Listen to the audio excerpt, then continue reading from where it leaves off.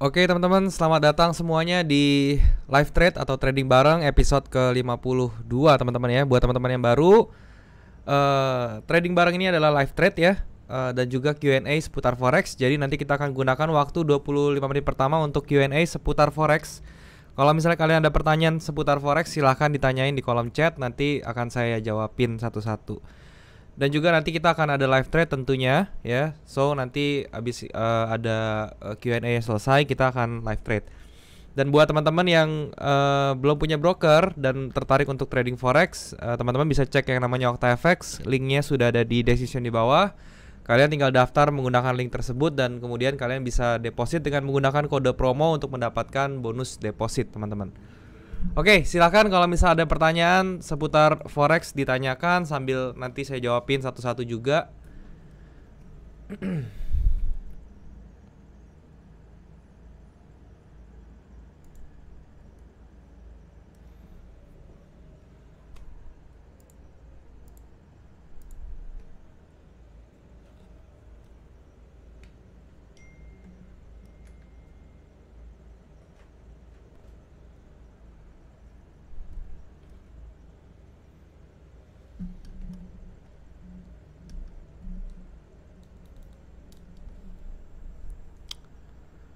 Ya, silakan ya. Silakan kalau ada pertanyaan, saya sambil menyapa teman-teman semua. Dari Bro Nur, assalamualaikum bang. Waalaikumsalam Bro Nur. Nabire Papua hadir, Bro Franky, halo. GU masih terombang ambing karena Biden ada pertemuan dengan Menko Inggris, jadi kemungkinan stabil. Oke, OctaFX kenapa leverage-nya kecil? Leverage-nya nggak kecil-kecil amat ya, 1/200 sampai 1/500 maksimal.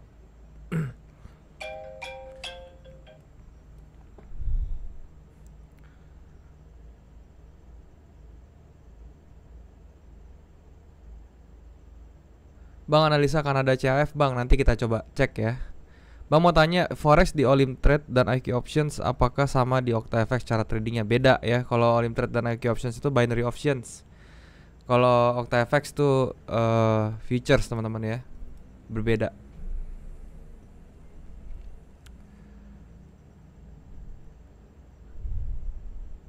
Wonosobo hadir bang, halo Bro Andri dari Wonosobo. Palangkaraya hadir, halo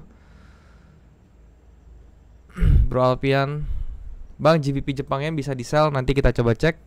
Maaf bang, mau tanya nih, tapi bukan forex, boleh nggak? Ini kan saya cari trading view kok indeksnya kayak mining agriculture kok nggak ada ya. Makasih bang. Oh, tentang saham ya. Kalau misalnya seperti itu, coba cari depannya ditambahin IDX, IDX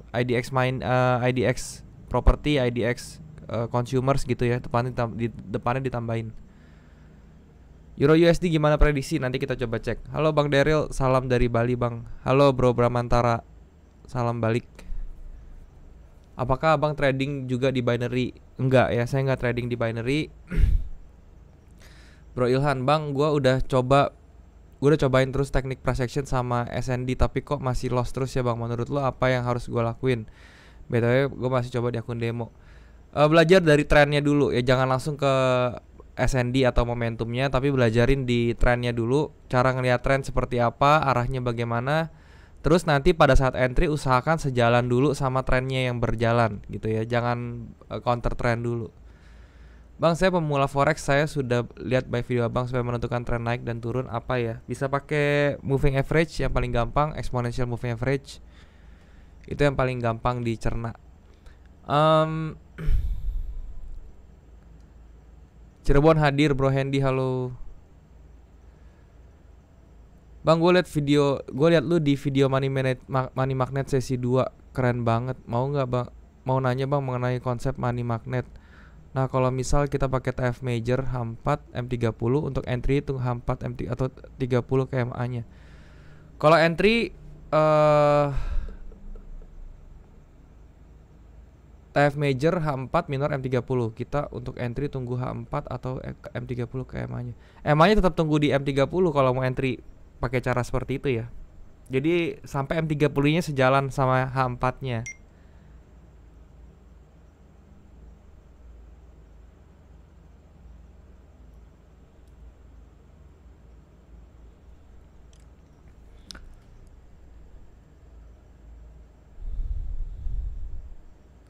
Apa bedanya binary options dengan forex? Masih belum paham. Binary options itu sistem cara tradingnya yang berbeda ya. Kalau binary kan dia tradingnya itu tinggal ibaratnya kita dikasih waktu time frame tertentu, terus kita put posisi dan itu ada kadar luasanya gitu ya. Sedangkan kalau forex nggak ada kadar luasanya, cuman dari ketahanannya aja gitu. Beda jauh. Bang, chart OctaFX nggak connect ke TradingView kayak chart by Binance, jadi kurang familiar, kurang sip. Oh, tapi OctaFX memang nggak connect ke TradingView, tapi mereka punya MetaTrader 4 ya. Jadi sebenarnya nggak usah pakai TradingView kalau di Okta ya. Kenapa? Karena dia di MetaTrader 4 sudah cukup sebenarnya. Tampilan MetaTrader 4 nih seperti kalian lihat di layar depan ya. GBP USD prediksi gimana? Nanti kita bahas, tenang. Minta tolong dianalisakan Nasdaq 100. Nasdaq ya, nanti kita coba. Salam dari Jombang, Bang Daryl. Halo bro, Hanoman. Salam. Kalau depo 50 USD main di XAU apakah aman bang? Trading di XAU apakah aman bang? 50 US dollar kurang ya, kurang aman karena range-nya besar gitu.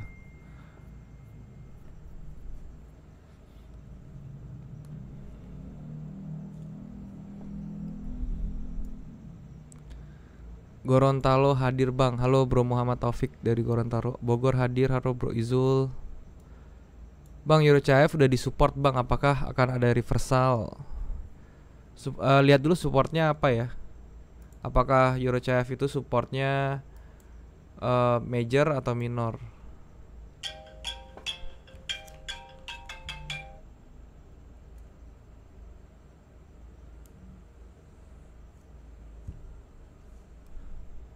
Kalau dilihat dari chartnya ya, Euro CHF ini, kita coba cek dulu ya di H4-nya.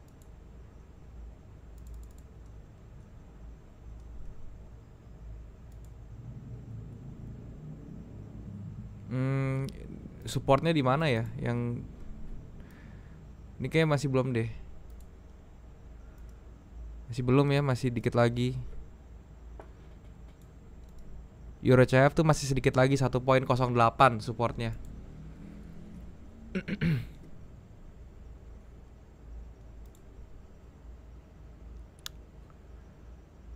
Menurut Bang Dery korelasi pair itu penting nggak bang? Soalnya gue lagi coba trading pakai korelasi. Penting korelasi, pentingnya tuh hanya untuk melihat, tapi nggak bisa dijadikan single tools ya. Kalau korelasi nanti ngaco-ngaco tuh.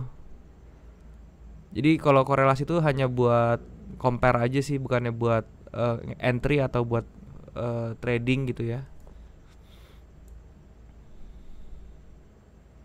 Baru nyadar kalau abang pernah di podcastnya Om Deddy tahun lalu itu ya, udah lama. Bang, trading forex bagusnya jam berapa? Trading forex bagusnya jamnya itu yang pada saat kalian punya waktu luang dan bisa fokus. Sama aja soalnya menurut saya, kalau misalnya trading jam 7 malam ya sama trading jam sore gitu ya, sama aja sih.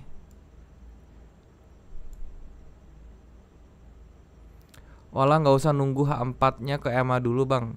Nggak usah ya. Yang penting sejalan ya. Jadi kalau misalnya nanti di M30-nya dia muncul exponential move average-nya bullish ya, terus lihat di H4-nya tuh beneran lagi mau bullish apa enggak. Tapi kalau di H4-nya lagi bearish, terus kita ketemu di M30 yang bullish ya, kita jangan entry. Kita tungguin sampai M30-nya itu bikin bearish trend juga. Bang, apakah jika trader harian harus membuka posisi setiap hari? Jawabannya enggak ya. Kalian trading harian tuh bukan berarti harus buka posisi tiap hari. Kalau misalnya masih ada posisi yang ngegantung dan itu masih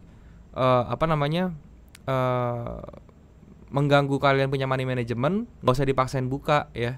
Tunggu aja sampai ke close atau sampai kena SL atau TP. Bang, time frame berapa yang bagus untuk tentukan posisi? Time frame 5 menit gimana bang? Tergantung kalian style tradingnya apa. Kalau misalnya kalian scalper, kalian bisa pakai 5 menit. Tapi kalau kalian itu intraday yang bukan scalping ya, itu kalian pakainya H4 atau M30 gitu atau H1. Probolinggo hadir bang. Halo bro. Bang tolong ajarin pakai indikator RSI. Masih kurang ngerti menggunakan RSI pada saat tren naik dan turun. Sama seperti penggunaan apa namanya, stokastik ya. Kalau misalnya RSI itu sama seperti stokastik. Jadi intinya pada saat trennya naik, yang kita lihat itu adalah bagian oversold-nya aja ya kalau naik. Nih misalnya sekarang di Euro CF lagi bearish nih ya. Terus kita pakai misalnya stokastik ini kita ganti dengan RSI ya kan. RSI juga sama ya, dia punya dua area ya, area bawah sama atas gitu ya. Yang di di apa namanya? Di atas 0 sama di bawah 100 gitu misalnya. Ya kalian tinggal lihat aja kalau misalnya trennya lagi bearish seperti ini ya. Kalian lihatnya di area-area yang overbought-nya aja gitu. Jadi lihat di overbought, kalau misalnya dia sudah retrace ke area dynamic resistance-nya, lihat ada area overbought baru entry. Gitu aja sih. Bang nanya dong, silahkan kalau mau nanya. Bang apa maksudnya secondary reaction ya? Secondary reaction itu adalah koreksi ya yang terjadi pada saat harga bergerak di satu primary trend tertentu atau satu tendensi tertentu. Misalnya trennya lagi bullish. Nah kan kalau pada saat bullish kan dia nggak mungkin ke atas terus harganya, pasti ada koreksinya ke bawah gitu kan. Nah itu namanya secondary trend. Kalimantan hadir. Halo bro Randi.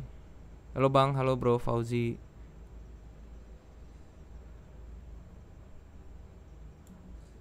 Bang unfilled order itu yang bener kayak gimana? Buat yang mau belajar UFO unfilled order atau price action yang lebih advance, bisa ikut advance kelas saya ya. Registrasinya akan dibuka hari besok teman-teman, hari Sabtu. Pantengin IG saya, bisa di follow dulu IG-nya @darylyahya ya, seperti itu. Dan buat teman-teman di sini yang merasa join Telegram itu hati-hati penipuan teman-teman, karena saya nggak pernah punya Telegram ya, grup Telegram tuh nggak ada. Jadi apa namanya, jangan sampai ketipu, apalagi minta transfer untuk titip dana segala macam investasi, itu udah pasti penipuan ya teman-teman, hati-hati. Dikatakan sideways atau reversal kalau kedudukan EMA 90 berubah dari bawah ke atas ya, atau sebaliknya, atau baiknya EMA 200. 90 cukup, nggak usah sampai 200. Kalau sideways itu intinya kalian harus lihat EMA 90-nya arahnya rata apa nggak, datar apa nggak, flat apa nggak, pertama ya. Kedua, kalau misalnya dia cross itu belum tentu jadi sideways, bisa jadi dia langsung balik arah reverse. Jadi tinggal dilihat dulu bentuk atau posisi dari EMA 90-nya dia kayak gimana, apakah menghadap ke atas, menghadap ke bawah, ataukah dia flat. Kalau flat itu berarti sideways. Bang pakai stokastik settingannya berapa? Pakainya 533 ya. Settingannya 533. Euro Jepang Yen prediksinya gimana? Nanti kita coba cek sama-sama. Salam dari Belitung. Halo Vichen, halo. Bang nanya dong, untuk teori bank manipulation ada nggak sih? Kelihatannya chart juga dipengaruhi oleh bank manipulation untuk bisa ngerugiin retail. Thanks bang. Sebenarnya bukan bank aja ya. Sebenarnya itu namanya itu smart money sih sebenarnya ya. Smart money itu bukan yang ngerugiin retail. Ya memang caranya smart money untuk make money itu ya dari retail sebenarnya gitu. Jadi ya kita harus bisa melihat pergerakannya smart money itu seperti apa, money flow-nya kayak gimana gitu ya. Kita harus cek. Oke. Pair yang major itu apa aja bang? Yang major, yang masuk pair major itu adalah Euro USD, GBP USD, Aussie USD dan USD Jepang Yen. Itu adalah major pair.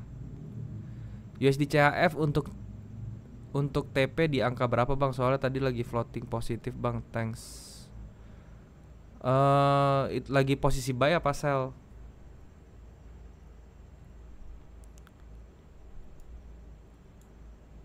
Kalau forex minimal modal berapa bang? Kalau forex itu startnya kalau saran saya sih 100 US dollar ya. Itu yang aman. Kalau deposit 300 dolar maksimal berapa lot amannya bang? Kalau 300 dolar maksimal itu adalah 0,03. Itu udah paling maksimal kalau mau aman ya. WD di Okta minimal berapa bang? Gak ada minimalnya sih kalau WD di Okta. Bang boleh jelasin cara setting gun fan dan cara penggunaannya secara garis besar. Oke. gun fan ya. Di sini ada sih Fibonacci, ada gun fan ya seperti ini.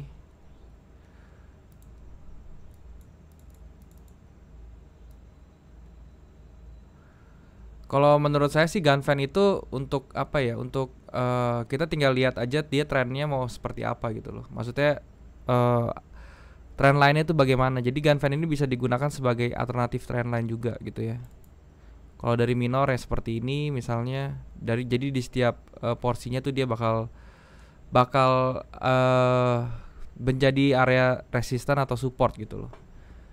Cuman kalau misalnya kalian pakai ya gun fan ini, sebaiknya di time frame yang agak besar ya. Misalnya seperti ini ya. Kalau misalnya saya contohin,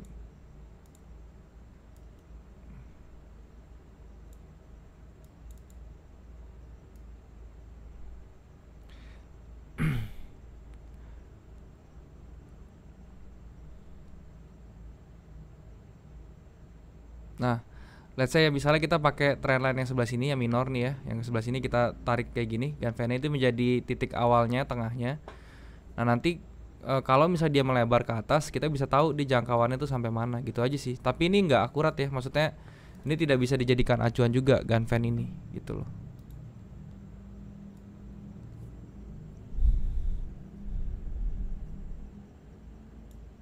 Itu stokastik biru-birunya apa bang?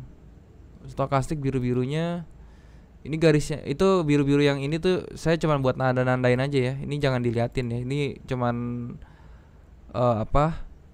Cuman waktu itu kemarin saya sempat ngajar juga nanda-nandain gitu loh.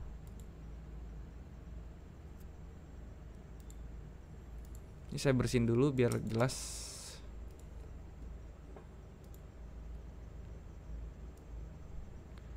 GJ bang, untuk coaching batch berikutnya kapan ya? Untuk batch berikutnya bulan Agustus. Besok itu untuk advance class dulu yang bulan Juli. Bang, awal main pernah los nggak? Pasti pernah ya. Pasti sampai sekarang juga masih pernah los lah. Bukannya berarti sekarang nggak pernah los. Gold mau turun ya bang? Kayaknya masih mau naik dia. Bang, bedanya CPI sama NFP apa? CPI itu Core Production Index kalau nggak salah ya. Itu sama aja sih, quote impactnya gede-gede juga. Cuman yang lebih gede ya NFP itu, karena itu lebih nunjukin apa ya, ekonomi suatu negara kan, itu kan payroll ya soalnya.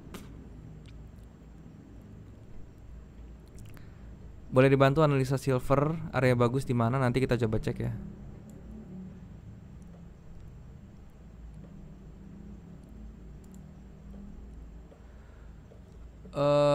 Bang mau nanya lagi, kita kalau entry breakout dari chart pattern kan teorinya kalau begitu breakout kita entry 1. Nah, kalau dia naik, kalau dia balik lagi nggak jadi breakout, itu gimana bang cara ngatasinnya?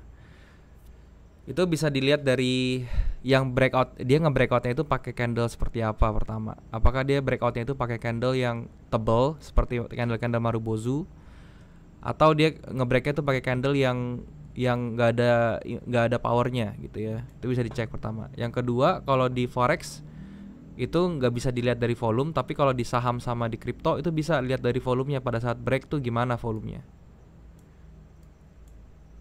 Gold bang, oke nanti kita bahas gold, tenang. Batam hadir. Halo bro Adi. Bang sering-sering buat video tentang price action. Nanti pelan-pelan ya. Sekarang saya lagi seriusin series yang buat pemula dari forex dari nol itu loh. Lama-lama nanti pasti akan ke sana sih. USD CHF bang udah mau naik, nanti kita cek. Bagaimana ngelihat SND yang saling berdekatan yang paling akurat? Supply demand ya. Supply demand yang berdekatan paling akurat. Cari yang areanya paling banyak di respect aja kalau kayak gitu.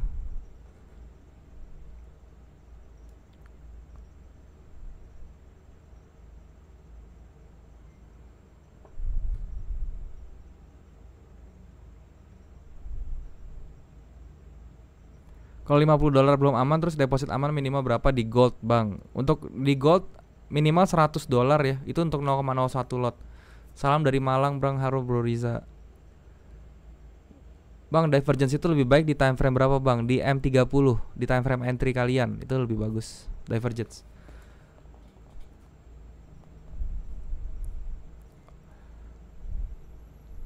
Euro CHF membentuk falling wedge pattern kan, nanti kita cek ya. Gading Wicaksono XAU dong bang, saya buying nyangkut nih, saran gimana ya, bisa bullish sampai berapa? Thanks. Kalau ngebuy nyangkutnya di berapa buy-nya? Harusnya sih dia masih bisa naik lagi bro. Bang mau tanya, setiap kita ganti time frame apakah settingan indikator moving average harus berubah juga? Enggak, ya itu udah otomatis. Bikin tutorial trading di Binance Futures bang, nanti coba kita buat ya. Pendapat tentang copy trade gimana? Copy trade itu apa ya, lebih menguntungkan masternya sebenarnya daripada copiers. Kenapa saya bilang seperti itu? Karena pada saat kalian profit ya, itu kan kalian akan dipotong ya dengan biaya tertentu, oke? Itu satu. Jadi reward sekalian dipotong sebenarnya berapa persen gitu ya, tergantung masternya. Tapi begitu kalian loss itu tidak tercover ya, jadi risk rewardnya terganggu. Yang kedua dari segi capital atau segi modal gitu ya. Jadi kalau misalnya kalian tidak punya balance yang plek-plekan sama dengan masternya, itu bisa berbahaya ya. Mungkin masternya belum kena MC tapi kalian sudah kena MC, gitu bisa jadi ya. Jadi cari benar-benar yang masternya itu sesuai dengan kalian lah, seperti itu. Kalau trading Bitcoin minimal saldo berapa bang? Waduh, kalau Bitcoin di futures itu saldonya ya tergantung sih, soalnya Bitcoin itu ketahanannya $100 pun nggak cukup 0,01 ya. Itu pergerakan dari Bitcoinnya itu sudah terlalu volatile. Terus kalau ditambahin di futures itu lebih berbahaya. Ya saran saya sih $300 lah kalau mau 0,01.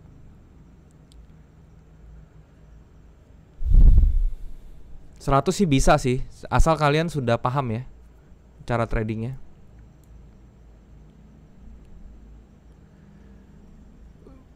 Bang boleh jelaskan metode yang enak untuk open buy atau sell bagi pemula? Sudah banyak saya jelasin sih sebenarnya, cuman nanti lebih signifikannya di video minggu depan pak ya. Jadi nanti hari Selasa besok bisa bisa dicek YouTube-nya ya, nanti saya keluarin video lagi itu tentang cara untuk entry buat pemula tuh ya, baik itu di bullish atau di bearish trend. Masuk kelas abang biayanya berapa? Besok pantengin aja hari Sabtu di IG saya ya. Saya akan post semua infonya di sana besok.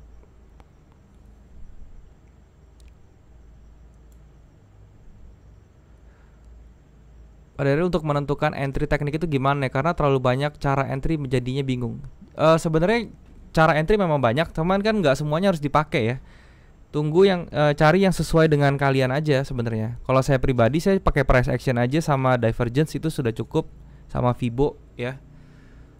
Itu udah hal yang saya pakai aja, itu udah.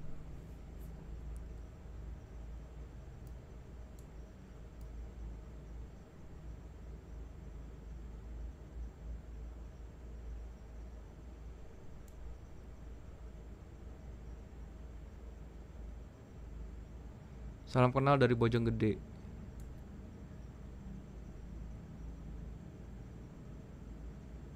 Kemarin core CPI USD positif, kenapa malah turun? Yang turun tuh apanya? USD Jepang Yen-nya apakah Euro USD-nya yang turun?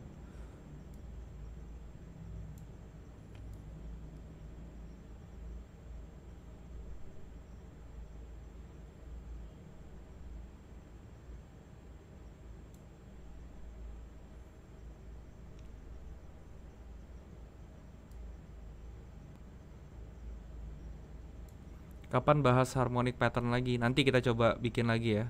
Itu saya lagi bikin video untuk pemula dulu nih sekarang. Ada tips nggak bang kalau counter trend? Money manajemennya harus bagus kalau mau counter trend, dan harus tahu reasonnya bener-bener kenapa mau entry di situ. Menurut abang gimana pendapatnya tentang robot trading forex? Apakah bagus? Sekian kali saya bilang robot trading yang forex yang bagus itu tidak akan dijual, teman-teman ya. Jadi kalau misalnya kalian menemukan robot trading terus kalian beli, itu saya nggak percaya. Karena robot trading yang bagus itu nggak akan dijual sama ownernya. Saya udah pernah ketemu soalnya.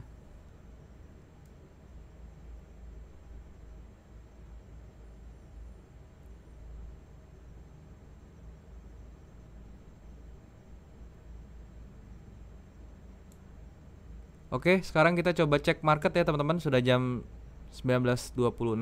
Kita coba cek market sekarang. Kita mulai dari major pair ya. Pertama dari Euro USD dulu ya, dari H4 tentunya pertama selalu. Nah, dari H4-nya kita lihat ya. Ini dia bikin lower high di sini teman-teman ya. Ini lower high. Dia bikin lower high lagi ya. Terus trennya juga seperti ini, turun. Oke, terus kalau misalnya kita cocokin di sini, ini menjadi channelnya ya ke bawah, dan ini adalah pivot pointnya ya. Nah berarti tendensinya ini adalah dia masih mau turun teman-teman ya. Dia masih Euro USD masih mau turun, tetapi ingat di sini ada area demand ya. Ini bisa jadi dia reversal zone dulu. Nah untuk mengetahui itu kita turun ke M30 nya seperti apa. Oke. Nah di M30 kita lihat dia sudah mulai masuk ke area ini teman-teman ya, ke area demandnya. Terus kita ukur aja pivotnya di mana area demandnya ya. Dari sini ke sini, sorry. Oke, terus kita bagi dua aja.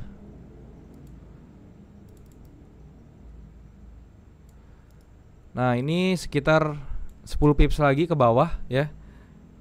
Mungkin dia akan koreksi dulu ya ke atas. Dia akan koreksi dulu ke atas, baru nanti turun lagi.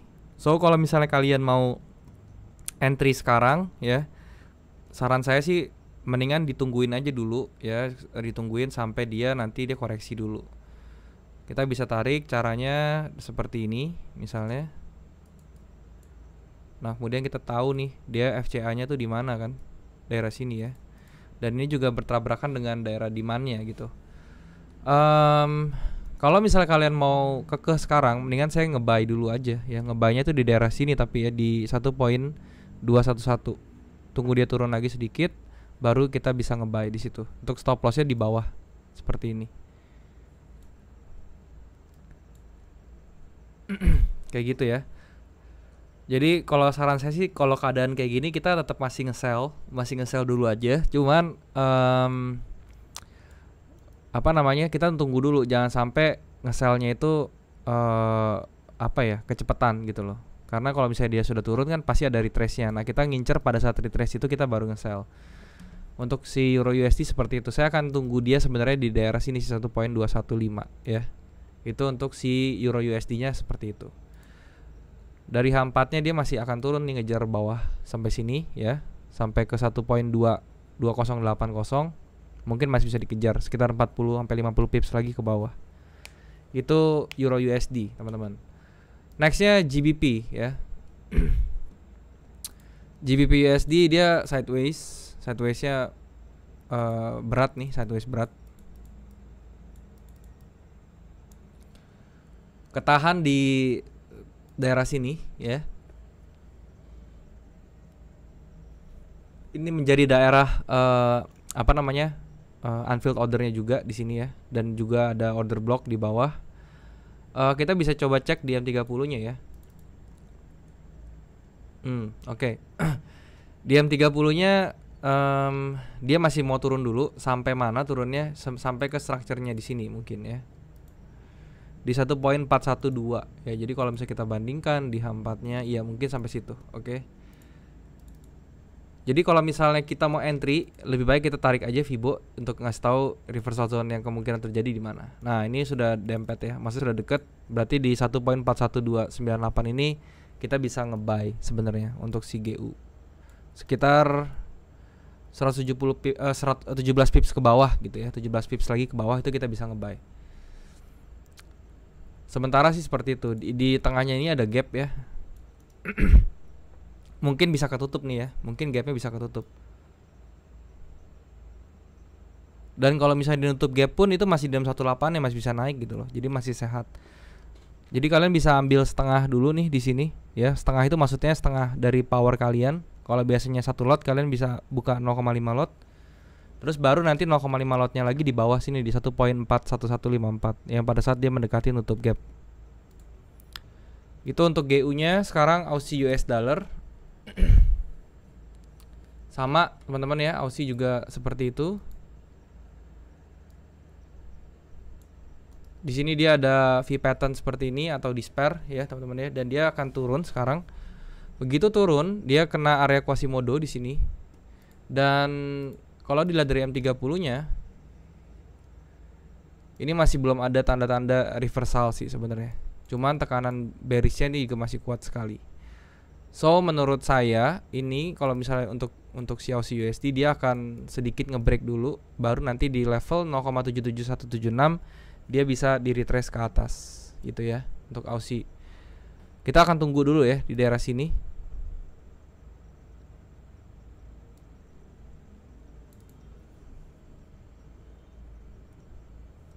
Itu untuk Aussie ya. Nah nextnya kita coba USD Jepang Yen. USD Jepang Yen kalau dari segi trennya ya, dia masih berada di bullish channel seperti ini yang lumayan kuat ya. Maksudnya lumayan landai. Jadi dia tidak terlalu agresif kenaikannya, cuman dia range-nya lebar itu ya. Nah, kalau misalnya ketemu yang kayak begini modelnya, kita coba bikin pivot lagi di tengah. Nah, seperti ini. Dia sudah break ke atas dan ini artinya dia menuju ke daerah resisten atasnya ya. Kita lihat di M30-nya seperti apa. Nah, ini kalau lihat dari M30-nya, kita lihat di sini dia ada resistance minor terdekat yaitu di 1.9065. Ini bisa jadi entry level yang baik untuk nge-sell, teman-teman ya. Jadi kalau misalnya kalian mau nge-sell ya di level ini 109.654. Itu USD Jepang. Cuman sekarang apakah sudah bagus untuk nge-sell? Belum ya. Nextnya kita XAU Gold. Untuk Gold juga sama ya, nih dia berada di dekat area Quasimodo di bawah sini. Ya, di sini. Arahnya masih bullish, teman-teman. Kenapa? Karena di sini dia sebenarnya sudah di break ya. Dan sekarang dia retrace ke bawah. Dan pada saat retrace ini kita coba cek dia punya stochastic, dia punya Fibo, dia berhenti di 618-nya. So, kita ke M30 sekarang. Di M30-nya kita lihat di sini dia udah kena area demand ya. Seperti ini. Yang lumayan dalam nih, tapi di sini juga banyak halangan ya. So, kalau misalnya kita mau trade di sini paling cuma 50 pips nih diambilnya nih. Ada gap kecil di sini. Ini yang bisa diperhatikan juga ya, gap kecil ini.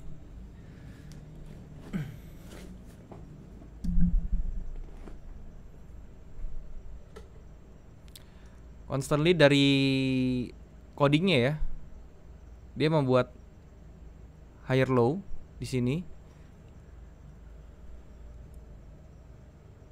Tapi dia punya high-nya itu dia bikin lower high.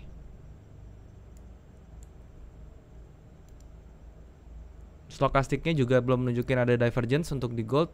Untuk yang bearish goldnya malah muncul bearish divergence seperti ini ya. Dia malah muncul bearish divergence seperti ini dengan neckline di sini. Ini kalau retrace kita bisa ambil sell sih sebenarnya. Kalau dia masih mau naik, teman-teman, apakah dia masih bisa naik? Masih bisa, jawabannya masih bisa naik tentunya ya. Sampai ke level berapa? Yang paling dekat halangannya di 1890, kemudian nextnya itu di sekitar 1895 ya. Jadi susah tuh, bahkan nembus 1895 tuh kayaknya itu sudah agak berat tuh. Itu untuk gold ya. Sekarang coba kita lihat silver. Tadi ada yang nanya silver ya. Untuk silver teman-teman ini masih bullish seperti ini teman-teman ya.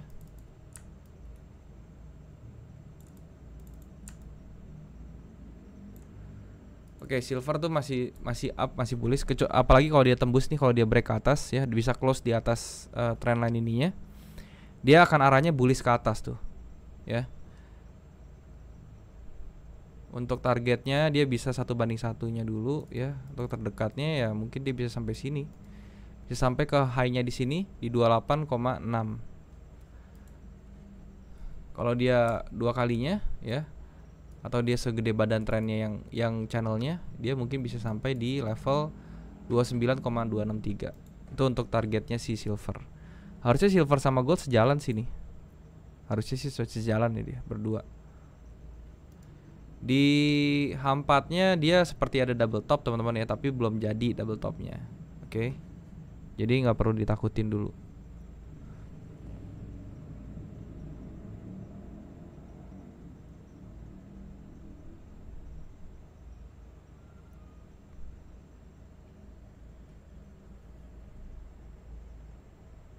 Nextnya kita coba Nasdaq ya.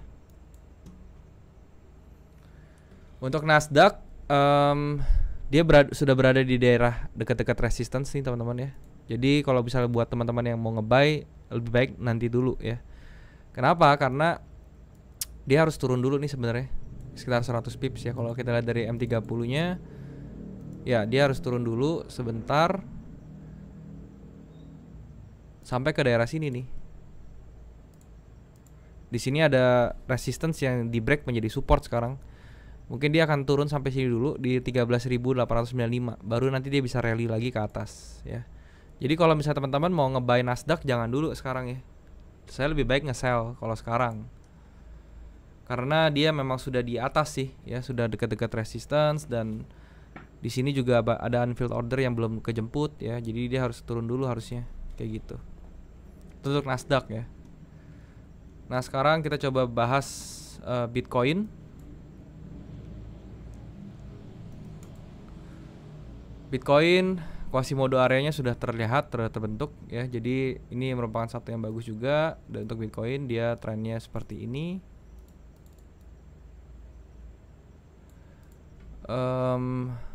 Dia sudah mau di break ke atas. Kalau Bitcoin itu lebih dari 40.000 ya. Pokoknya 40.000 itu adalah 40 sampai 41.000 itu adalah area yang harus ditembus sama harganya Bitcoin.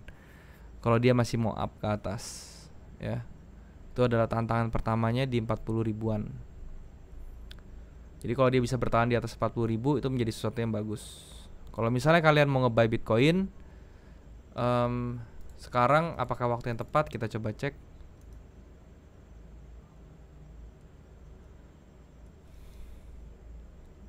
Oke, kalau dari patternnya seperti ini ya, ini harusnya dia jadi descending HNS tapi gagal. Ya kemungkinan besar berarti dia akan naik untuk si Bitcoinnya. Jadi kalau misalnya kalian mau nge-buy sekarang itu boleh sih, cuman stop lossnya kalian harus perhatikan ya, karena dia taruh di bawah exponential moving average itu sudah cukup kalau Bitcoin.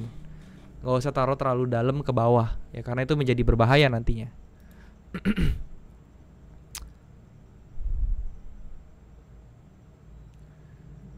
GBP Jepang. Coba kita coba euro ya, euro apa nih? Euro NZD ya, coba.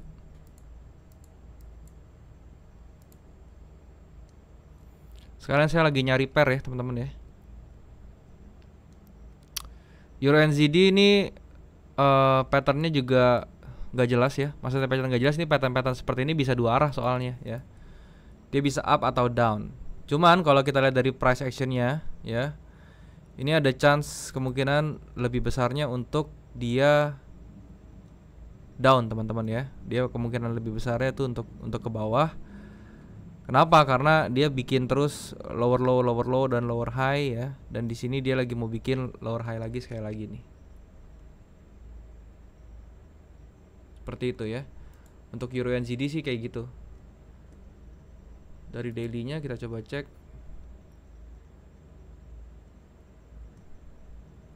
Ya, daily-nya juga ini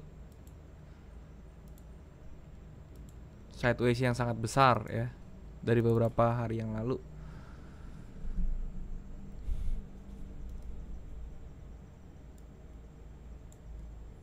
Itu Euro NZD. Sekarang GBP Jepang kita coba cek. Nah, kalau GBP Jepang ini trennya tren bullish nih teman-teman. Tren si Jepang ini bullish trend. Seperti ini Ini descending broadening wedge, yang mana dia harusnya breaknya ke atas ya. Dia harusnya breaknya ke atas. Kita lihat dari M30 nya apakah ada momentum untuk ngedrive dia ke atas. Oke. Ya, di sini ada rectangle teman-teman ya, yang mana powernya memang lebih ke atas sih kalau dilihat dari precessionnya ya. Rejection lebih banyak ke bawah ya, jadi ini bisa ke atas dulu. Oke. Itu untuk si GBP Jepang.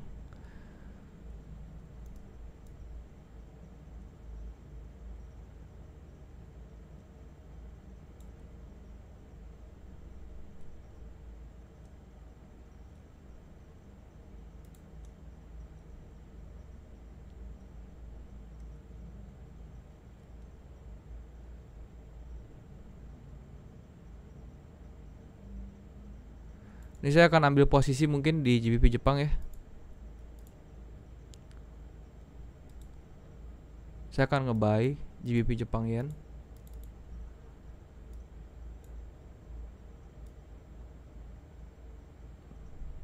Stop loss saya hanya cukup di 30 pips, 33 sekitaran situ. Dan untuk target saya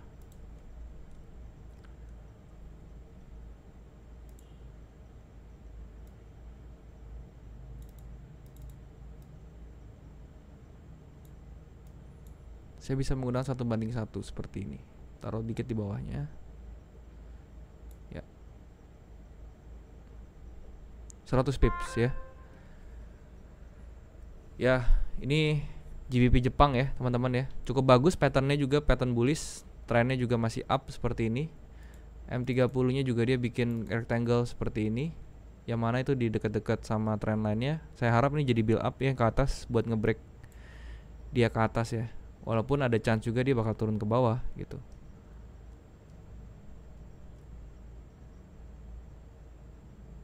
Cuman di sini dia punya momentum bullishnya udah mulai terbentuk nih ya. Dia muncul gap up dengan bullish Marubozu seperti ini nih, sudah satu cukup yang bagus sih.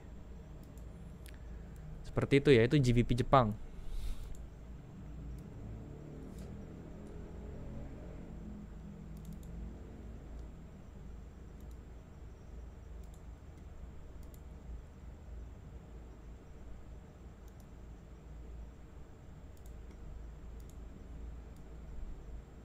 Liquidity pool di sini.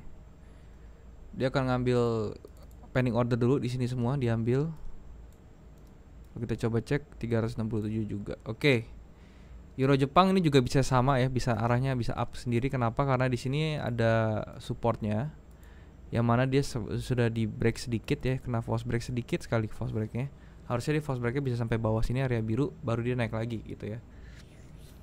Cuma nanti kita cek apakah dia bisa sampai ke area biru ini.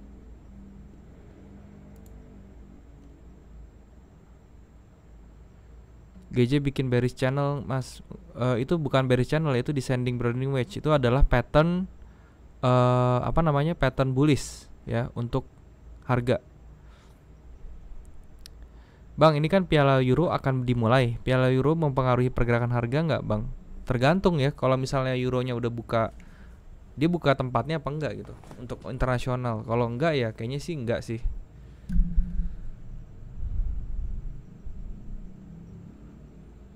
Aussie NZD.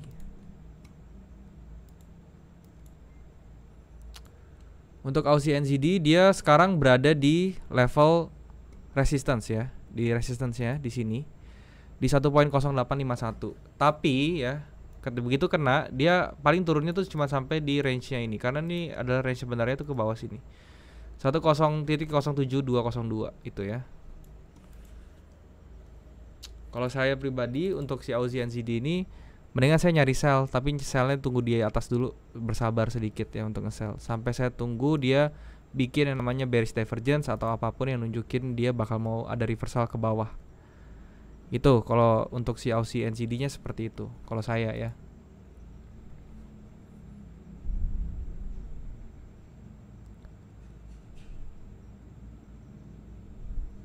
Euro CHF, Kanada CHF.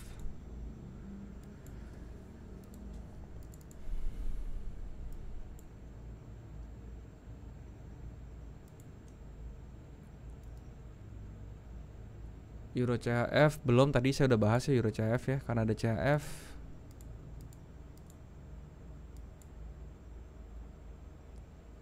Oke. Untuk Kanada CHF, dia bikin di daerah supportnya nih, ini merupakan structure-nya dia nih ya. Di daerah structure-nya dia ini, dia bikin build up nih ya, yang mana nih kemungkinan besar akan ke bawah gitu ya, karena dia begitu naik di reject, naik rejectionnya lumayan parah, naik. Nah ini yang ketiga, kita lihat di M30 nya. Di M30 nya dia ada ada shifting dari exponential moving average nya. Ini sesuatu yang bagus. So mungkin dari Kanada CHF kita jangan ngapa-ngapain dulu sampai dia bisa ke level ini dulu ya. Kalau saya pribadi saya begini ya, saya nunggu dia sampai ke level ini. Kalau dia retrace ke bawah, ya udah baru saya entry. Tapi kalau mau spekulasi langsung buy aja nih, karena ini kan udah mulai shiftingnya kelihatan ya. Dari seperti ini, trendline-nya sudah di break ke atas, moving average juga sudah di break. Cuman kalau dari daily-nya dia belum nunjukin adanya potensi yang bisa up ke atas, karena ini banyak rejection justru. Yang mana ini kemungkinan besar ini akan ke bawah. Jadi saya pribadi kalau mau nge-buy, saya sih mendingan nunggu sampai dia kesini dulu ya, terus dia retrace ke bawah baru. Seperti itu ya. Itu untuk si Kanada CHF.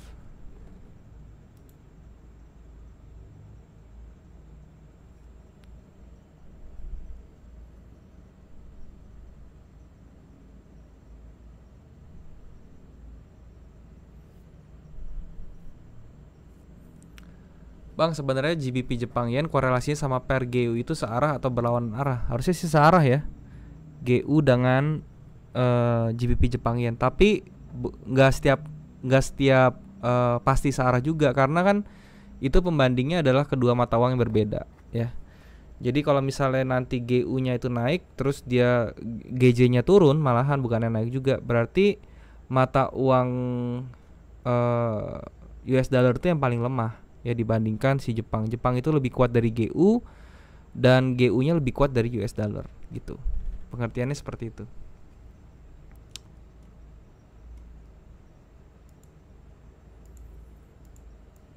Euro GBP ya. Tadi udah belum sini? Euro GBP H4. H4-nya dia lagi ada di support, teman-teman. H4 lagi ada di support, cuman supportnya ini sudah di retest berkali-kali. Ini hari hati-hati teman-teman ya. Ya kalau support sudah di retest berkali-kali seperti ini, harap hati-hati. Dan di M30-nya dia memang sudah dikena daerah supportnya ya, dan dia sekarang lagi retrace ke atas. Kalau saran saya di structure level ini kita nge-sell aja nih untuk si Euro Jepang ya, Euro GBP sorry. Jadi dia naik dulu, biarin aja 10 poin, 10 pips ya. Nanti kita nge-sell.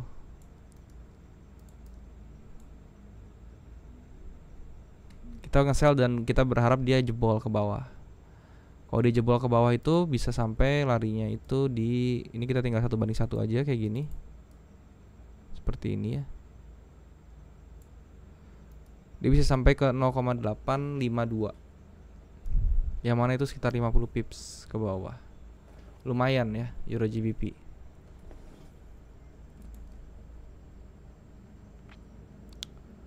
Bang, sarannya bang, kenapa ya profit saya lebih kecil dibandingkan loss? Itu berarti harus diperhatikan risk reward rasionya gitu. Tinggal lihat risk reward rasionya seperti apa. Usahakan setiap kali pasang stop loss dan juga take profit itu harus diperhatikan tuh ya, RR-nya bagaimana. Harusnya sih yang sehat itu stop loss-nya lebih kecil daripada take profitnya.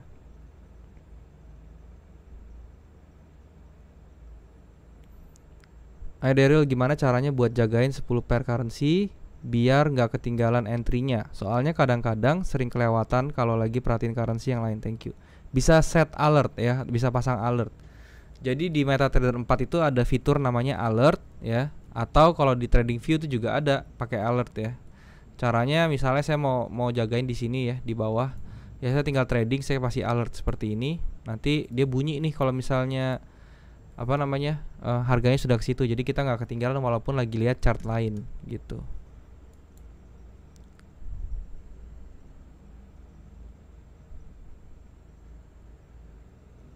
New Zealand Jepang.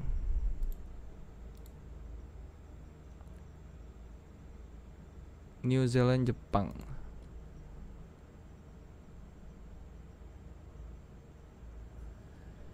NZD Jepang ya.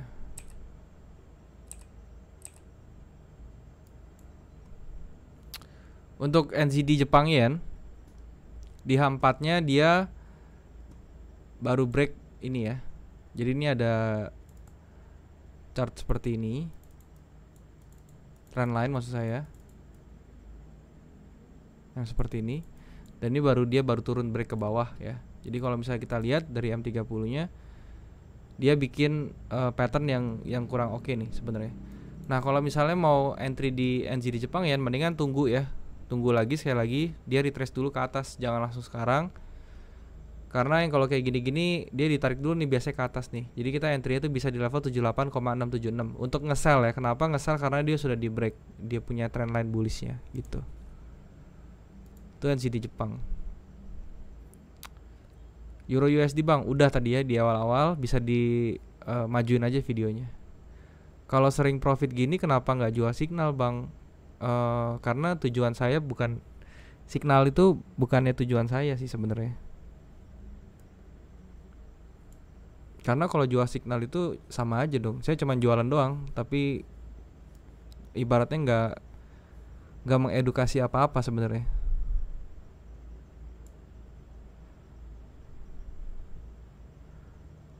Bang, bentar lagi ada news buat USD, mohon diprediksi.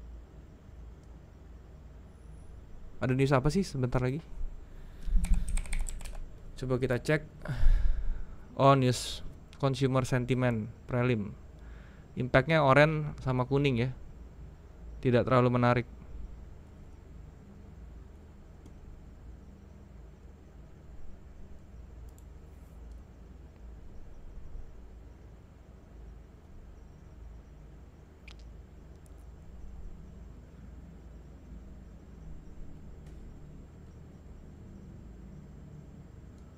Saran untuk entry sekarang. Tadi saya udah entry ya.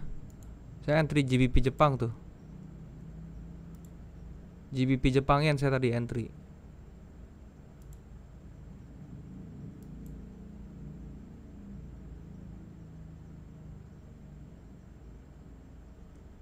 Nah, goldnya nih sudah mulai masuk ke area biru nih.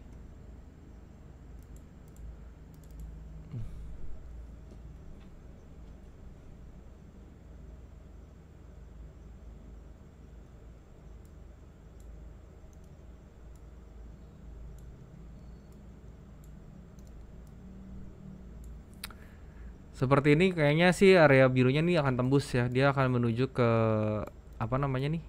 Ke gapnya ya. Dia nggak kuat narik nih. Tadi di sini udah kelihatan dia mau ke atas tapi di reject terus.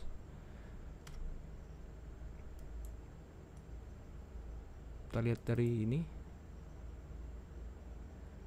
Nah, ini yang aneh ya. Sebenarnya XAU sama XAG atau silver tuh harusnya sejalan sih. Tapi ini dia anomali ya. Satunya naik, satunya turun.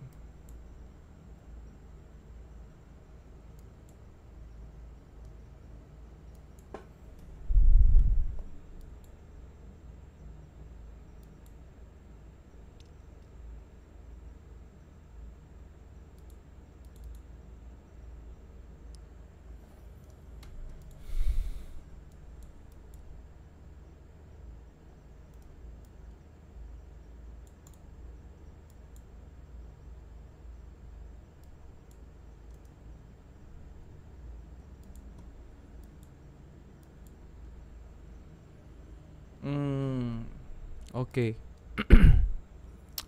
Marketnya masih pada sideways semua ya.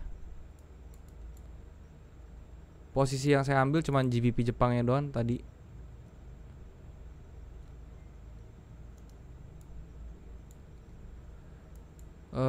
Saya mau cari satu posisi lagi sebenarnya ya.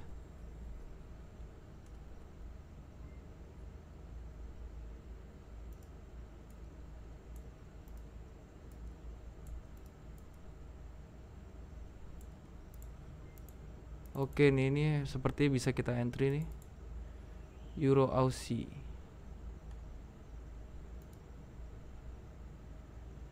Euro AUD.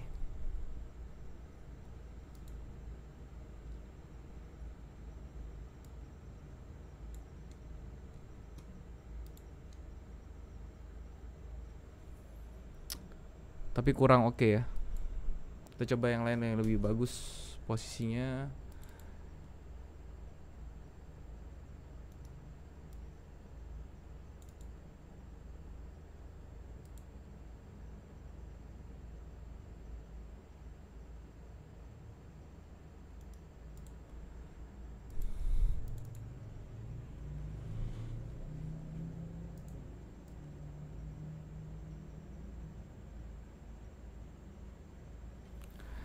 GBP CHF ini harusnya bagus untuk di buy.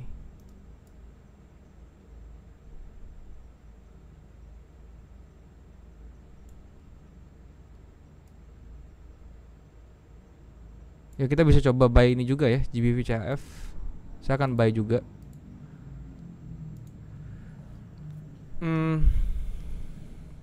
Reasonnya dia di apa namanya, di H4-nya sih sideways biasa ya, ini masih belum ada tendensi kemana-mana.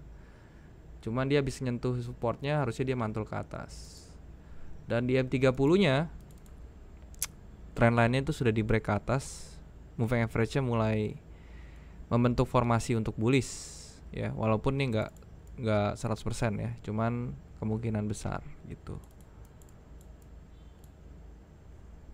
Stop loss saya di bawah sini aja, 30 pips seperti biasa. Dan TP-nya 60 ya. Ini 30, ini 60 di atas. Kurang lebih di sini ya.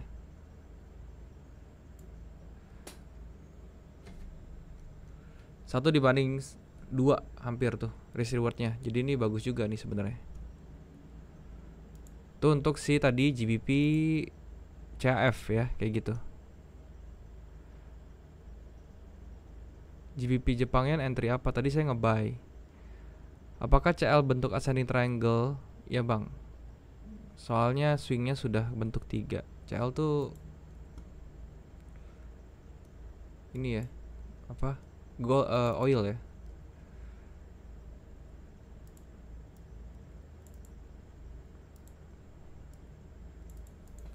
Oil itu bukannya ascending triangle sini, belum jadi pattern ya. Ini calon tadinya ascending triangle, cuman udah beda lagi sih. Dan ini lebar banget nih, gede.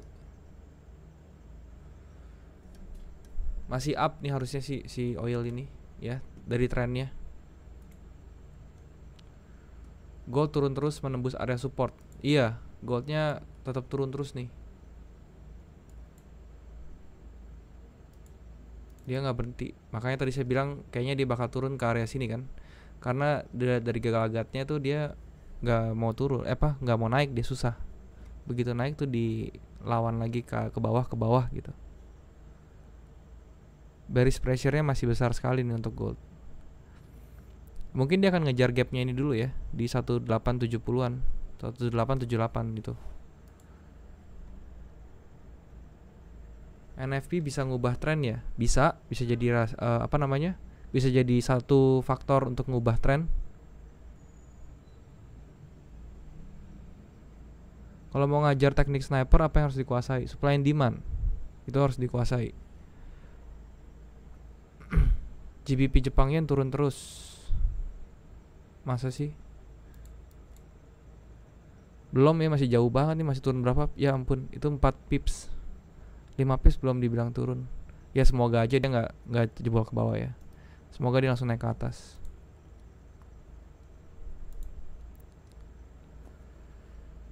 Kenapa rasionya langsung 1:2? Apakah indikasi menentukan loss 30 dan take profit 60? Karena itu masih make sense. Minimal kan 1:1,5. Kenapa 1:2? Karena saya punya target, saya punya stop loss 30 pips aja. Jadi kalau ke 60 tuh rasanya untuk tadi GBP CHF itu masih oke range-nya gitu loh. BTC gimana? Tadi saya udah bahas, bisa di rewind videonya. Bang, itu narik SL gimana? Tinggal ditarik aja dari entry-nya ya, dari entry garisnya tinggal ditarik ke bawah.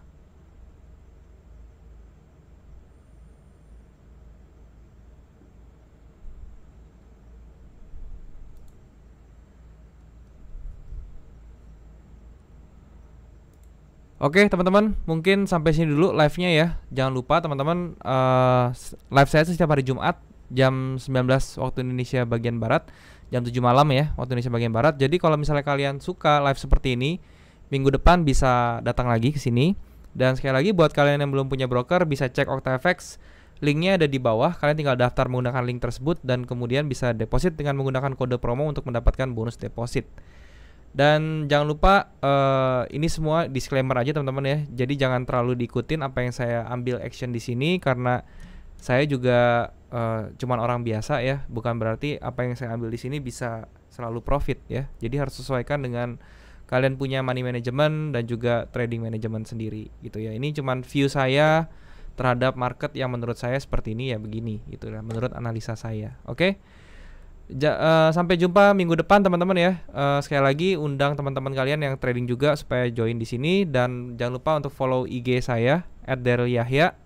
Ada di bawah juga, deskripsi di bawah IG-nya, untuk dapetin informasi seputar advance class kalau misalnya kalian tertarik untuk join. Oke? Terima kasih teman-teman, selamat malam, selamat istirahat. Bye bye.